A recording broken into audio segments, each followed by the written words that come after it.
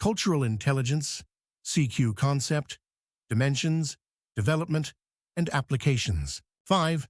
Developing cultural intelligence. CQ is not fixed. It can be developed through deliberate strategies. 1. Education and training courses in intercultural communication, global leadership, or international business introduce theories and practical skills. 2. Exposure. Traveling, working, or studying abroad offers real-life experiences that challenge assumptions and broaden perspectives. 3. Reflection.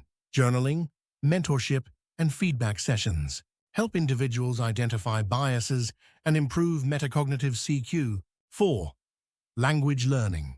Acquiring another language enhances both cognitive and behavioral CQ by opening access to cultural meanings embedded in language. 5. Mentoring and coaching.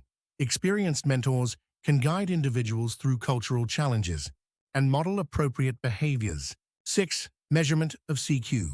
CQ has been operationalized and measured through tools like the Cultural Intelligence Scale, CQS, developed by Ang et al. This psychometric instrument assesses individuals across the 4 CQ dimensions. Organizations use it for recruitment, training, evaluation, and leadership development programs. Research shows that high CQ correlates positively with job performance, leadership effectiveness, intercultural negotiation success, and psychological well-being in expatriate assignments. 7. Challenges and critiques. While CQ has gained wide acceptance, it also faces criticisms. Reductionism critics argue that CQ risks oversimplifying culture by treating it as a set of skills rather than a lived, complex reality. Instrumentalization. Some warn that CQ may be used instrumentally for economic or political gain, neglecting deeper ethical commitments to diversity and justice. Cultural relativism. There is tension between respecting cultural norms and upholding universal human rights. For example, should leaders adapt to hierarchical systems that marginalize women or minorities? Measurement validity. Although widely used, the CQS may not fully capture dynamic, situational aspects of intercultural interactions. 8. Case studies. The practical power of cultural intelligence, CQ. 8.1. Global business negotiation. In the global business arena, CQ functions as a critical capability that determines not only the success of negotiations, but also the sustainability of long-term partnerships. Consider a scenario where a senior Western manager is negotiating with a Chinese company. If this manager possesses high CQ, they will recognize the central role of Guanxi interpersonal relationships in Chinese culture and incorporate this understanding into their strategic approach from the outset. Rather than jumping straight into business discussions, the manager will prioritize building rapport through shared meals, tea time, or casual conversations, cultivating mutual trust and respect. Chinese business culture often values long-term relationships over formal contracts, and high CQ individuals understand that culturally appropriate interactions are more important than immediate efficiency. In contrast, a low CQ manager may apply a Western style of directness and time efficiency, such as beginning negotiations with pricing and contractual terms which may appear abrupt or disrespectful to Chinese counterparts. Ultimately, the high CQ manager achieves greater trust and stronger relational capital, increasing the likelihood of successful and enduring collaboration. Conversely, cultural ignorance on the part of the low CQ manager can lead to misunderstandings, reputational damage, and failure to secure the deal. Thus, CQ is not just a soft skill, but a strategic asset that directly impacts organizational outcomes in cross-border engagements. 8.2. Education exchange programs. In international education programs, students' ability to adapt and succeed is strongly correlated with their level of CQ. For example, a European student participating in an exchange program in South Korea with high motivational and behavioral CQ will demonstrate a genuine desire to engage with the host culture and take actionable steps to do so.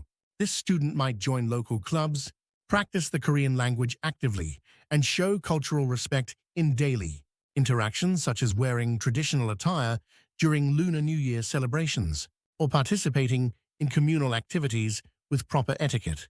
Such efforts not only aid in personal adaptation, but also foster mutual respect and positive perceptions from peers and local communities. The students' engagement enhances their academic satisfaction, builds meaningful relationships, and deepens their intercultural learning. By contrast, a low CQ student may resist cultural differences, withdraw from social interaction, and remain confined to their comfort zone.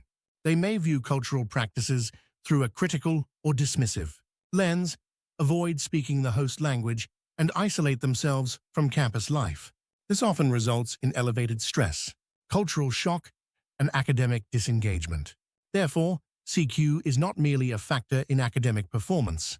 It also contributes fundamentally to students' overall well-being, cross-cultural understanding, and development as global citizens. 8.3. Peacekeeping operations. In international peacekeeping missions, culturally intelligent behavior is crucial to operational success. Peacekeepers from diverse national backgrounds must engage with local communities under sensitive political and cultural conditions. Soldiers with high CQ demonstrate awareness of local customs and religious practices, adapting their behavior to avoid cultural insensitivity.